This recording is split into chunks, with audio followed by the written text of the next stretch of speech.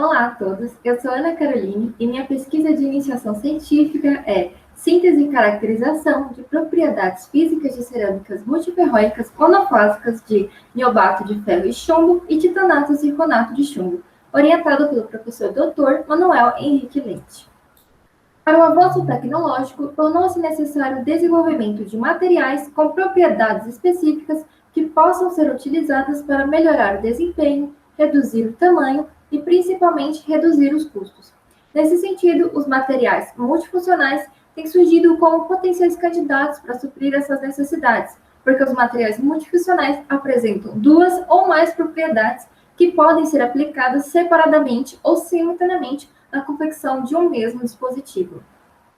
O material que apresenta ordenamento ferroelétrico simultaneamente a ordens magnéticas é chamado de magnetoelétrico, pois ocorre o acoplamento das ordens magnéticas e elétricas.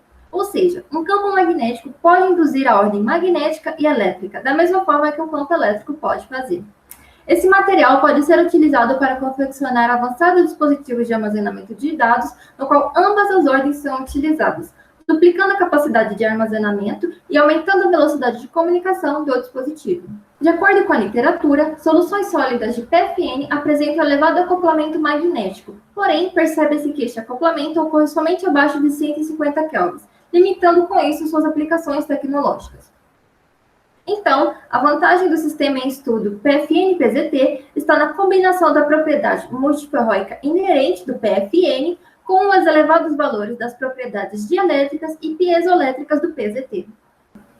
Espera-se que, com uma adequada proporção entre o PFN e o PZT, se possa produzir cerâmicas multiferróicas e monofásicas do sistema PFN-PZT com acoplamento magnetoelétrico no entorno da temperatura ambiente. A produção de cerâmicas de PFN e PZT para as composições no entorno de 0,10 e 0,30 foram realizadas por meio da mistura de óxidos, calcinação e sinterização no forno convencional tipo mufla, seguido pelas caracterizações das amostras. No resultado de densificação das amostras, obtivemos um gráfico de temperatura de sinterização e densidade em função de X, que é o PFN. Observamos que a densidade apresentou o máximo em torno de 20% de PFN, e a temperatura de sinterização foi diminuindo, como era de se esperar, pois a princípio a temperatura do PFN é menor. Aqui temos duas micrografias representativas que são os extremos das composições e estudos, 10 PFN e 30 PFN. E as intermediárias mostraram que há essa tendência de crescimento do grão com a concentração de PFN, reduzindo a porosidade e obtendo uma maior densificação do corpo cerâmico. Nas caracterizações, observamos que há uma coexistência de fases monoclínica e tetragonal, com prevalência da fase monoclínica, pois de cada centímetro cúbico da amostra, em torno de 25% é fase tetragonal e em torno de aproximadamente 75% é monoclínica. Observamos também que os parâmetros de rede não variam tanto com a concentração de PFN. Porém, com o aumento de PFN, a distorção da célula unitária muda. Entre 10 e 15 PFN, a razão C sobre A aumenta, e depois ela se torna constante. E o que observamos é que justamente aqui, entre 10 e 15 PFN, há uma região de transição, onde a célula passa por uma maior distorção.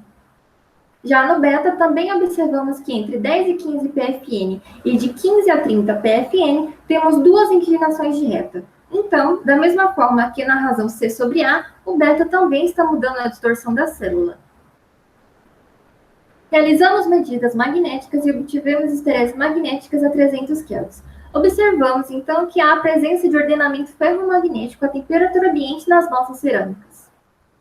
Nas medidas magnetoelétricas, observamos acoplamento para as composições de 10 e 20 PFN à temperatura ambiente. Já para a composição de 30 PFN, vemos essa linearidade, o que significa que para essa composição não ocorre acoplamento. Concluindo, os resultados estruturais e microestruturais apresentados mostraram que obtivemos sucesso na produção de cerâmica do sistema PFN-PZT, com elevadas densidades e livres de fase secundária. E ainda, os resultados de caracterização magnética indicam que as nossas composições apresentam acoplamento magnetoelétrico à temperatura ambiente, o que representa um avanço na produção de materiais magnetoelétricos multiferróicos, uma vez que a maioria das aplicações são dadas à temperatura ambiente. Por fim, gostaria de agradecer ao professor Dr. Manuel Henrique Lente pela orientação, à Fundação de Amparo à Pesquisa do Estado de São Paulo pelo subsídio, aos integrantes do laboratório do Grupo de Materiais Multifuncionais e Sensores, ao Grupo de Materiais Multiferróicos da Universidade Federal de São Carlos e à doutora Flávia Estrada, do CNPq. Muito obrigada a todos.